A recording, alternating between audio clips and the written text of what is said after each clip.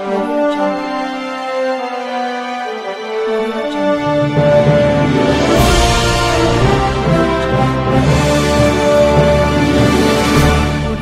Vamos lá, 2 Reis, capítulo 6, versículo 1 ao 7.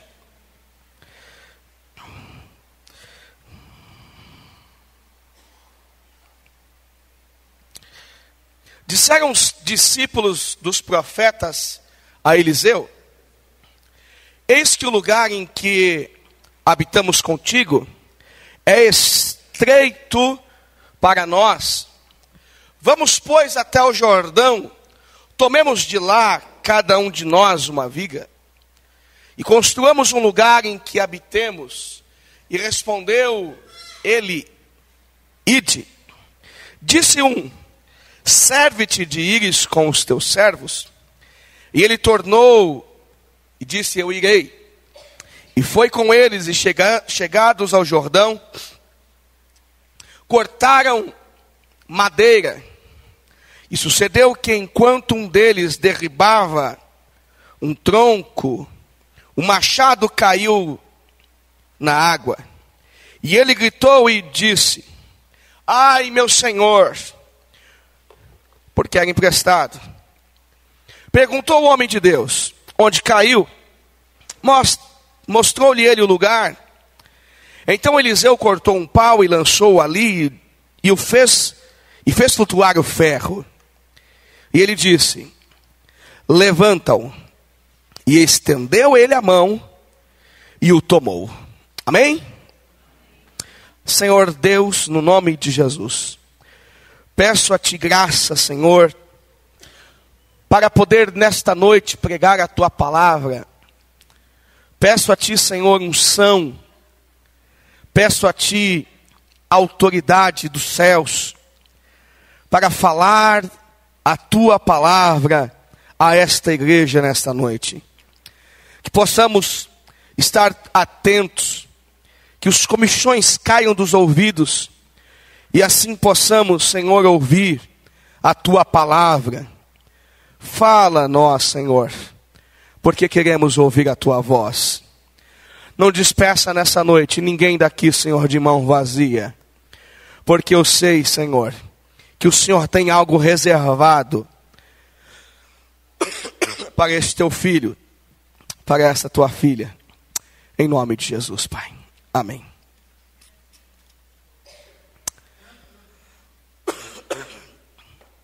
Meus irmãos, estaremos falando nesta noite da história que envolve um homem com muitas qualidades. Algumas destas qualidades que envolvem esse personagem do capítulo 6 de 2 Reis são histórias que nos levam a identificar uma semelhança, principalmente com a pessoa de Jesus. Esse homem, Eliseu, começa seu ministério, seu trabalho profético, de uma forma muito especial. Ele era um homem fiel à sua família, um homem de muito trabalho e dedicado ao seu lar.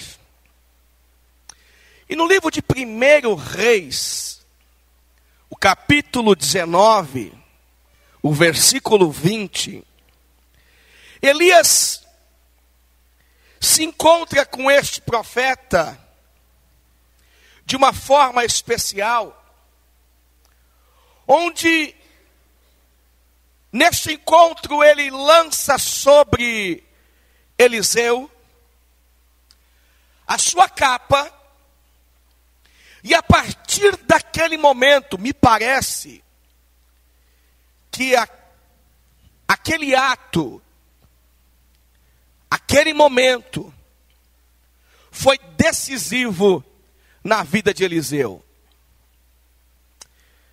Deixa eu fazer um parênteses.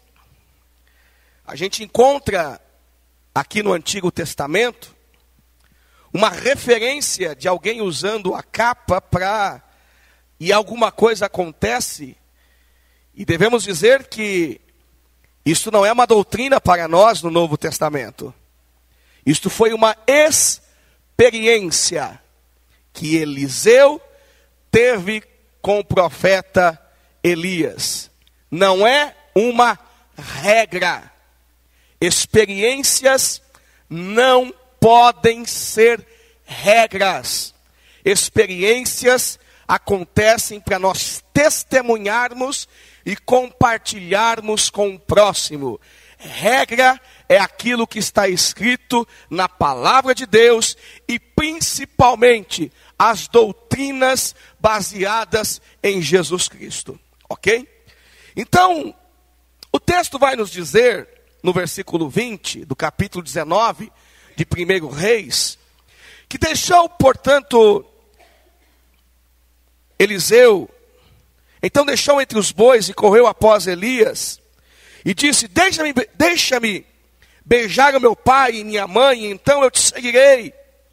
Elias respondeu e disse, olha, vai e volta, pois já sabes o que fiz contigo. Esse momento de encontro levou Eliseu a imediatamente querer deixar a sua casa, querer deixar o seu lar, para seguir aquele profeta e também exercer o ministério de profeta em sua vida. Antes eu enxergo algo muito interessante, que só é possível uma verdadeira mudança quando algo radical acontece em nossas vidas. Só é possível uma verdadeira mudança quando nós realmente somos constrangidos pelo amor de Deus. A experiência com a graça de Deus, ela nos faz abrir mão do passado, visando a busca por um futuro em Cristo muito melhor. Nós só conseguimos mudar quando temos o amor de Deus sendo derramado em nós. E de forma especial, esse amor constrange o nosso coração e nos leva a uma vida muito diferente daquela que um dia vivemos no passado. Então nós estamos falando aqui de um homem que primeiro tem experiência. E futuramente este profeta Eliseu, ele vai se tornar sucessor do Elias. E segundo as escrituras, o ministério de Eliseu foi tão grande, Eliseu foi tão poderoso, que ele é comparado com Jesus Cristo pelos inúmeros milagres que aconteceram por meio de sua vida. Mas o texto vai nos dizer que Eliseu, líder agora, substituto de Elias, ele estava à frente de um grupo de pessoas, e à frente desse povo, desses profetas, desses aprendizes, surge um problema. Os seus seguidores detectam um problema. Veja o versículo 1 do capítulo 16 de 2 Reis, perdão, do capítulo 6 de 2 Reis, por favor. Olha o que está escrito. Os filhos dos profetas, a escola de profetas, os discípulos, disseram assim: eis que o lugar em que habitamos contigo é estreito demais. A partir desse momento, nós vamos entender muitas coisas nesse texto que vão hoje nos auxiliar em uma visão bíblica a construir uma vida melhor segundo a vontade de Deus. Porque estes homens todos reunidos, eles vão passar por diversas situações que nós conseguiremos nessa noite extrair lições para aplicar em nossas vidas e construirmos uma vida melhor. Lendo o versículo 1, a primeira lição que posso ver, para nós construirmos algo melhor em nossas vidas, que é necessário criarmos soluções e deixarmos de dar problemas. Eu vou repetir isso. Para construirmos uma vida melhor, precisamos entender que devemos criar soluções e deixar de dar problemas. Olha para essa pessoa que está do seu lado e vamos pregar um para os outros da seguinte maneira. Olha nos olhos dela e diga o seguinte: você quer ter uma vida melhor, né? Então crie soluções e deixe de dar problema.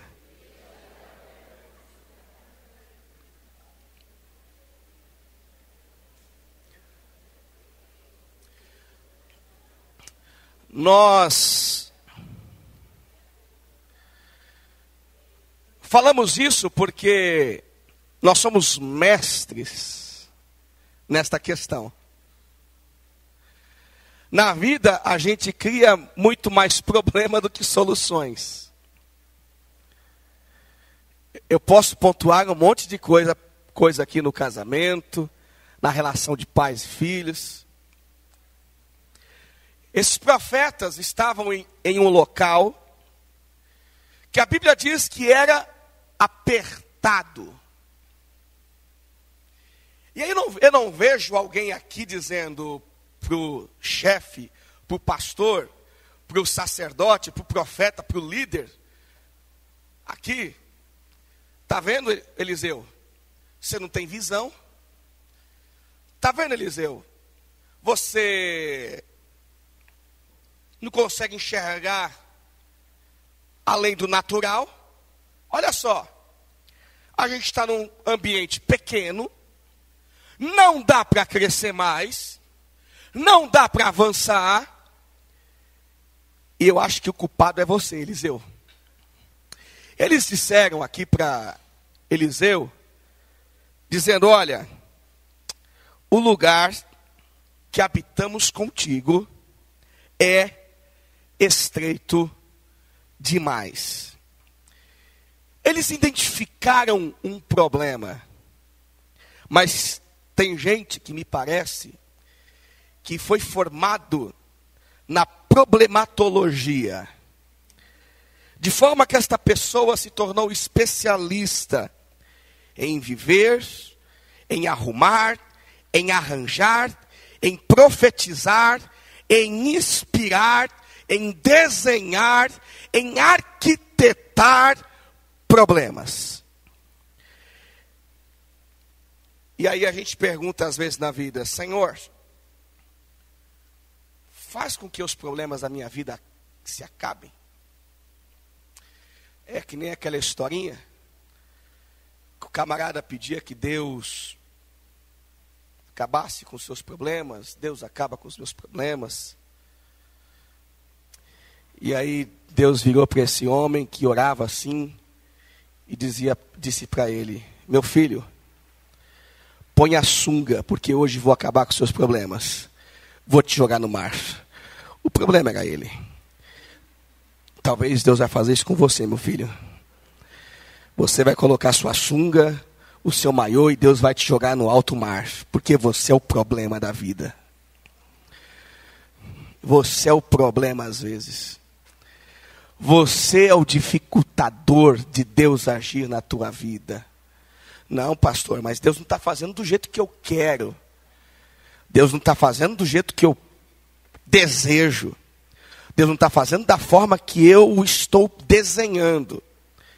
Às vezes, a gente ouve alguns pastores bem intencionados, alguns homens dizerem o seguinte: olha, anota aí no papel Comece a orar e profetizar e declarar para que aconteça exatamente como está no seu papel, na sua oração lá, faz o seu pedido. E se não acontece, como fica, né? Hein, Renato? Se não acontece aquilo que você colocou no papel. A Priscila colocou no papel, quando ela tinha 12 anos, eu quero casar com um príncipe encantado, loiro, de olhos azuis. Ai, que veio, meu irmão. Olha o que veio. Me ajude aí hoje, viu, gente? Está difícil de falar, vocês não fazem ideia. Vocês não fazem ideia. Aqui nós vemos pessoas identificando o problema. Mas olha só o versículo 2 do capítulo 6, por favor. Olha só.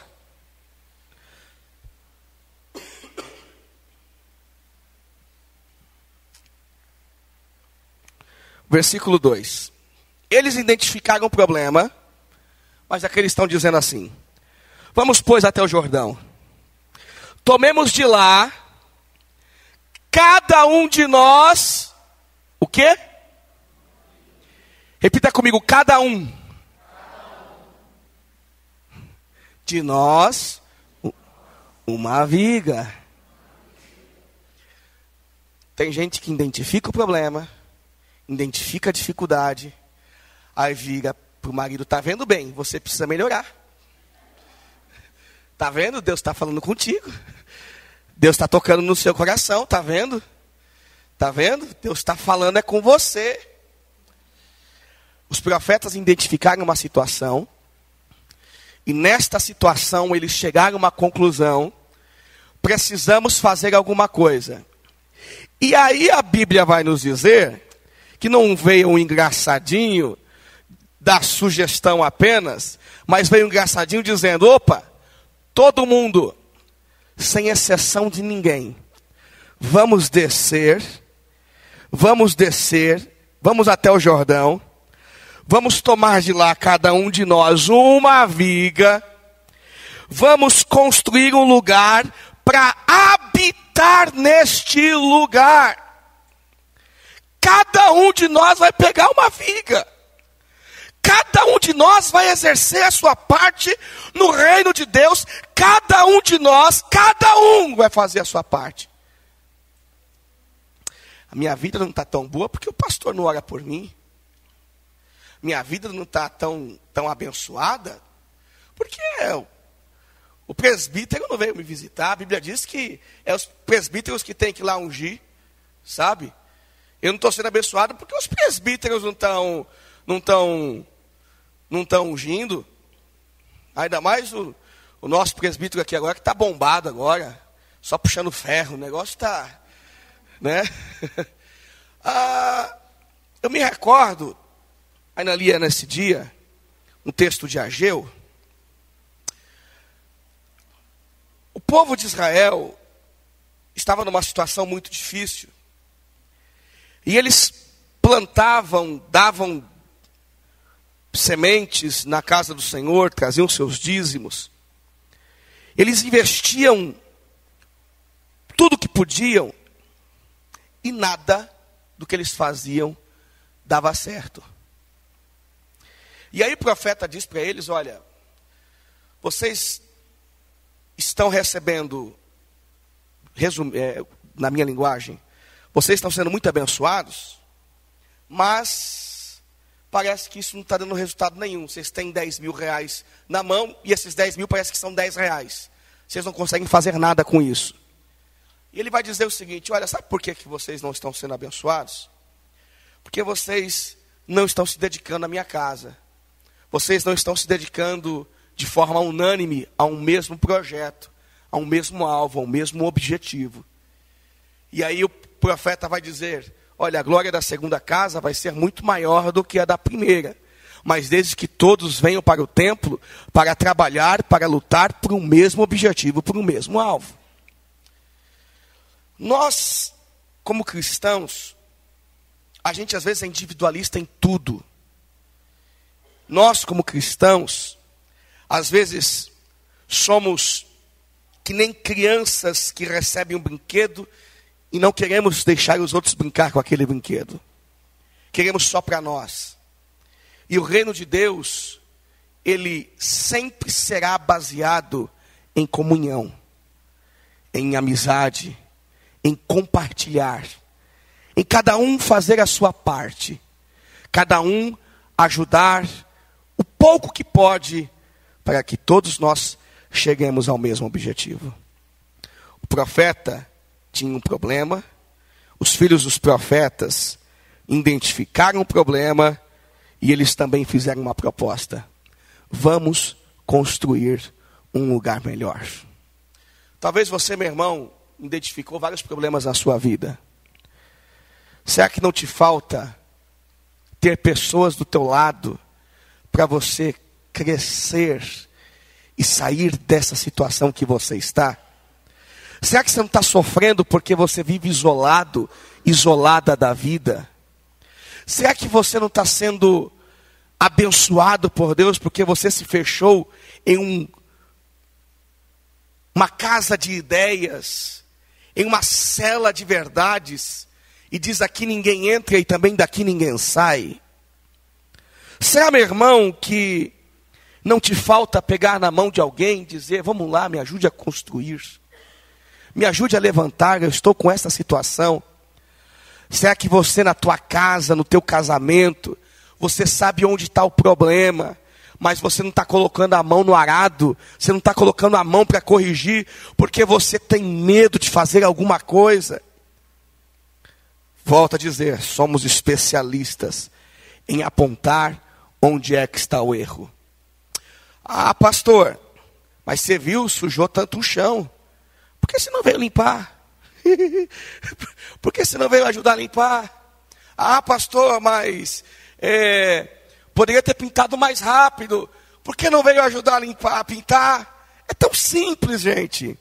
Mas nós somos especialistas a ter um dedo sempre em riste para as pessoas, e principalmente para quem está do nosso lado ou quem está na nossa frente. Não é verdade? Principalmente para quem está do nosso lado ou para quem está na nossa frente. E quase sempre o problema somos nós mesmos. Quase sempre os problemas somos nós mesmos. Quase sempre. Quase sempre. Grande parte das vezes que eu discuto ou falo alguma coisa para minha digníssima esposa, no final o errado sou eu. Não sei por que isso, gente. No final o errado sou eu. Só que tem muito homem que não tem coragem de reconhecer que é o errado em muitas coisas. Sandrão, você vai casar, hein?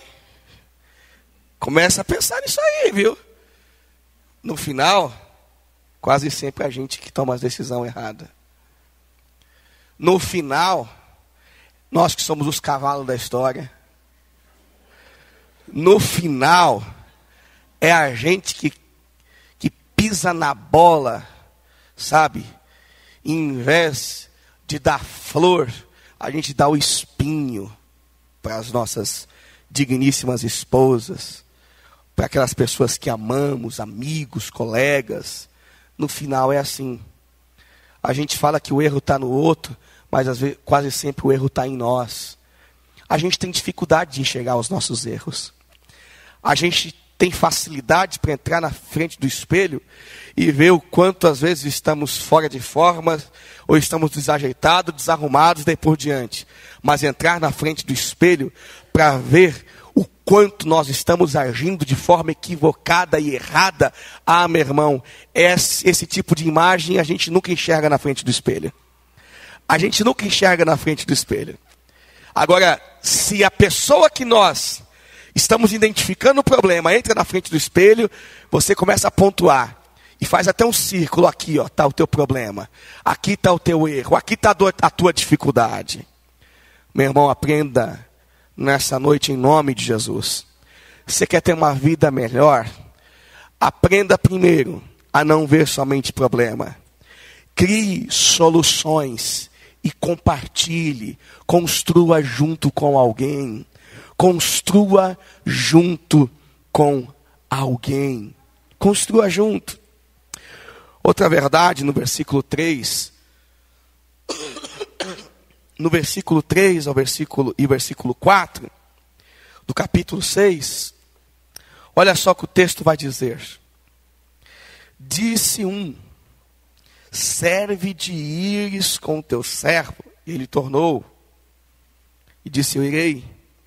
E foi com eles, chegados ao Jordão, cortaram madeira. Será que se a pessoa que está pertinho de você, se você conhece ela, talvez você possa pensar assim: puxa, nessa vida só eu que estou cortando a madeira, viu? E você só está olhando. Nessa relação só eu estou cortando a madeira. Eu te conheço, minha irmã. Eu vejo você. Você fica sentadinha lá achando que as coisas vão cair do céu e você não gosta de cortar madeira. O texto vai dizer: todos cortaram madeira. Meu irmão, nada cai do céu. Nada cai do céu. Claude, nada vem de mão beijada. Nada cai do céu. Tem um monte de gente perseguindo sonhos sem contribuir para a realização desses sonhos. De repente você tem um sonho espiritual de ver pessoas salvas na sua casa. Mas que parcela de contribuição você tem feito em relação ao teu testemunho, tua prática de vida, em relação ao teu estilo de ser? O que você tem feito? Você tem cortado madeira ou tem ficado na rede? Pastor, eu tenho uma promessa sobre minha vida. Eu vou ver o melhor, vou viver o melhor de Deus nessa terra. Ah, vai. Acordando tarde. Ah, vai. Sem estudar, sem se esforçar no seu trabalho. Ah, vai. Vai, né? Eu sei onde você vai parar. Versículo 5. Olha só.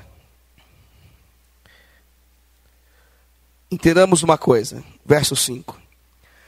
E sucedeu que enquanto um deles derribava um tronco, o machado caiu na água, e ele gritou e disse: ai, meu senhor, era emprestado.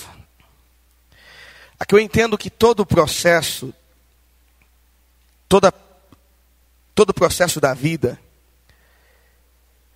nós vamos passar por momentos de crise. Porque nós estamos em meio a uma construção. E neste processo da vida, em que nós vamos ter crise, elas acontecerão no momento que nós estivermos investindo força e dedicando tempo para construir e edificar as coisas que nós tanto sonhamos ou desejamos. Estes homens estavam trabalhando. Tinham um problema, encontraram a solução, estavam unidos, porém, veio o momento da crise para um deles. O ferro, o instrumento de trabalho, o machado, caiu na água. Quarto ponto desse texto, o versículo 5, na parte B, esse homem vai dizer: ai, meu senhor, esse ferro era emprestado. Eu entendo que na vida, perder, às vezes, esta palavra, ela se torna um agente nas mãos de Deus. A perda, às vezes, é um agente que trabalha para Deus. Porque às vezes nós só enxergamos a verdade quando nós perdemos. Nós só enxergamos o valor quando nós perdemos. A gente só dá mais crédito para as coisas quando nós perdemos.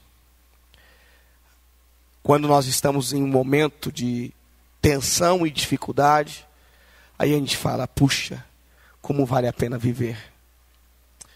O que aconteceu comigo não foi novidade aqui em São Paulo. Quarta-feira eu voltava de Suzano, fui levar o nosso pastor Mário para casa, e voltando, ouvindo o jornal na Bandeirantes, e fui impedido de passar por 5 ladrões. E nesse dia, naquele momento, né, você não pensa em nada, você não consegue ter reação nenhuma. O que você tem que fazer é parar e deixar a coisa acontecer, né? E aí Deus te dá simpatia, Deus te dá coragem, Deus te dá ousadia, né? Eu quase que abençoei o assalto dos ladrões, o Senhor abençoe esse assalto e deu o dízimo depois.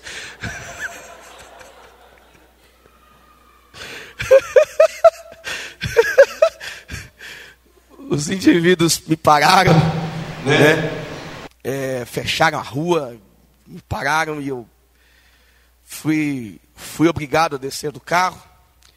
Já desci dizendo, pode levar tudo, é de vocês, Deus abençoe. Por isso que eu estou dizendo que quase eu orei por eles, para abençoando o roubo deles, né? Deus abençoe vocês, vão em paz, que a bênção de Deus esteja sobre vocês, sabe? E aí sempre no meio desses indivíduos tem algum desviado, né? O cara é crente, vamos lá, deixa ele tranquilo aí, viu? Ninguém faz nada com ele. E aí aquele terrorismo, fica quieto, vou dar um tiro e não sei o que lá, babá. E aí voltei, porque não tinha como seguir. Eles deixaram eu voltar com o carro, pegaram todos os pertences que tinham dentro, enfim. Não pegaram esse celular. Aí momentos depois eu liguei para o celular e eles atenderam. Aí eu falando, alô, você me roubou, né? Então, volta para casa, vai para o celular, Deus abençoe a sua família, sabe? Cristo te ama, Deus abençoe muito vocês. E eu passo o endereço depois da igreja para dar o dízimo, né? Mas eles não quiseram.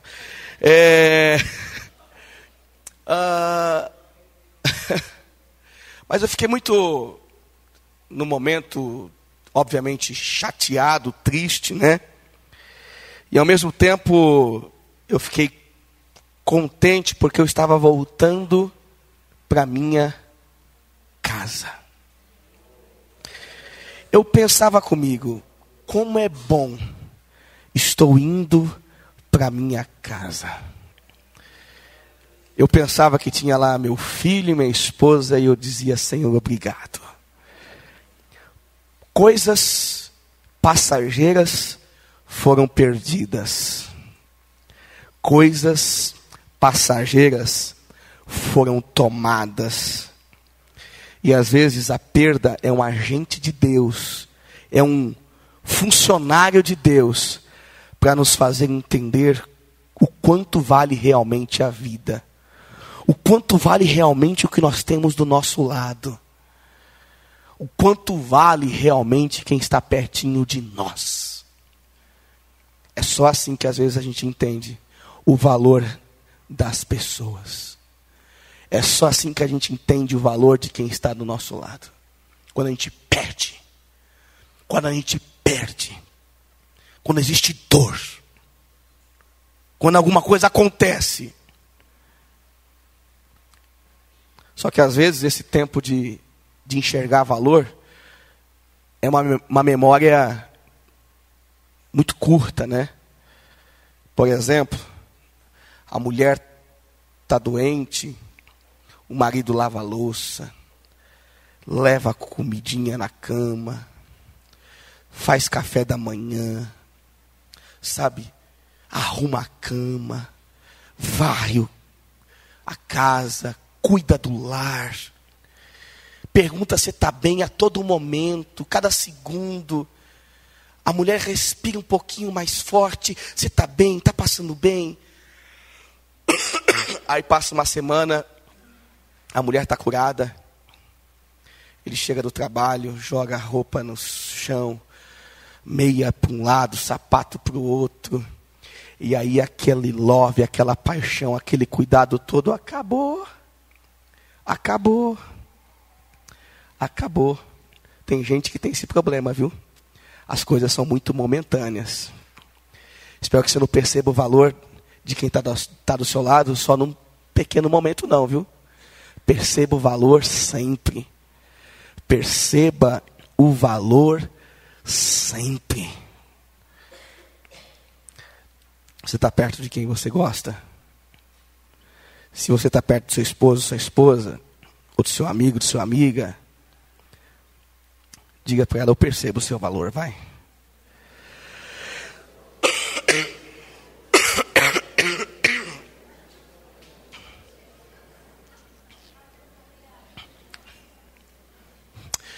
Ou talvez a pessoa que está pertinho de você, você pense lá no fundo, puxa vida, essa pessoa não vale nada. Mas pelo menos diga para ela, mas eu gosto de você.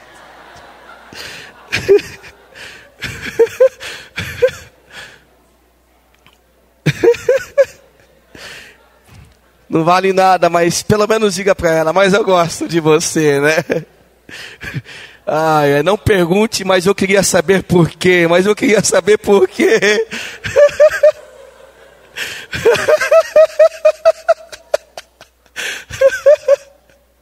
Ai, ai. Perder às vezes é importante para a gente saber o valor. Para construir uma vida melhor, às vezes nós temos que aprender com a perda, porque a perda vai nos levar a sermos mais humildes na vida. Esse homem, quando ele diz, ai, o ferro caiu, ele logo foi indagado pelo profeta Eliseu. Veja o versículo 6. Perguntou Eliseu, o homem de Deus, e disse, onde caiu? Mostrou-lhe ele o lugar. Então Eliseu cortou um pau e o lançou ali e fez flutuar o ferro. Nesta vida, as dificuldades vão nos fazer ficarmos mais humildes. Humildes para quê? É só com a dificuldade que a gente começa a dizer para as pessoas que estão do nosso lado, ô, me ajuda. Ô, me ajuda. Por favor, alguém pode me dar uma ajudinha?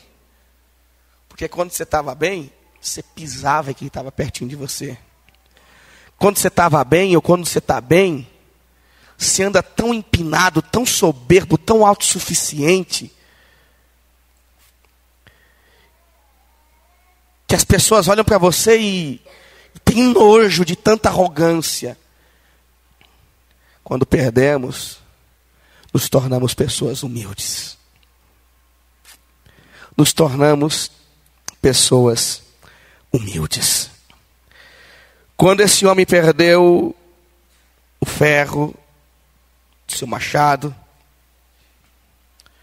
o profeta veio e disse para ele, onde caiu Joaquim? Onde caiu Antônio? Onde caiu Zé? Onde caiu Chico? E a Bíblia diz que ele mostrou o local. E naquele momento que ele mostra o local, o profeta Eliseu corta uma madeira e joga sobre a água. Aqui é interessante que este homem humildemente pede ajuda, reconhece a sua fragilidade, e ele vai mostrar o local de sua tristeza. E ali a Bíblia diz que Eliseu joga uma madeira. E de repente o ferro flutua de forma milagrosa. Eliseu aqui está representando o próprio Deus. Esta madeira está representando a cruz do Calvário.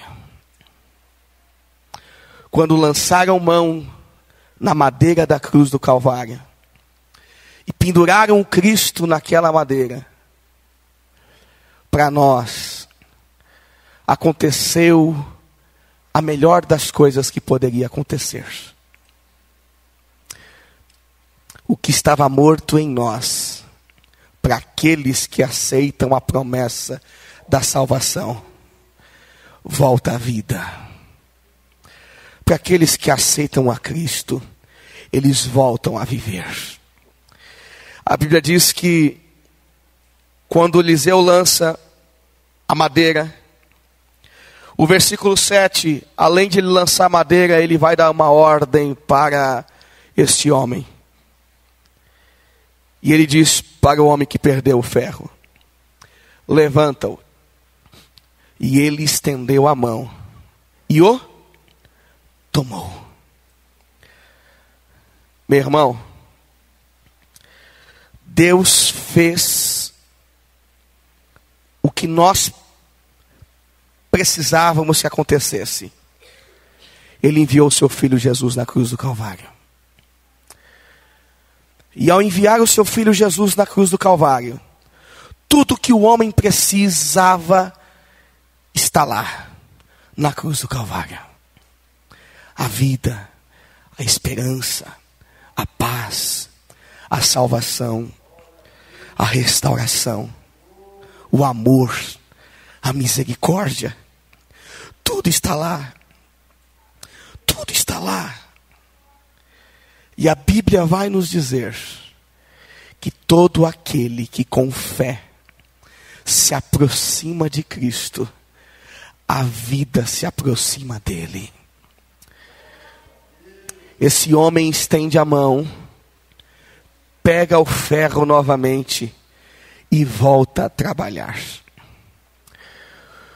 Talvez você perdeu tanta coisa na vida, mas com Cristo você torna a ter força para viver os dias maus e superar as dificuldades, porque existe uma promessa: o céu me aguarda.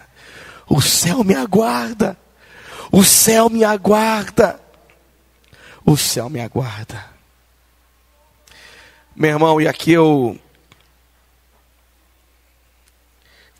quero encerrar esta reflexão nesse texto e sugerir a você que quer construir uma vida melhor: construa entendendo que Cristo é a razão do seu viver. Que Cristo é a razão do seu viver. Do seu viver. Eu quero orar com você.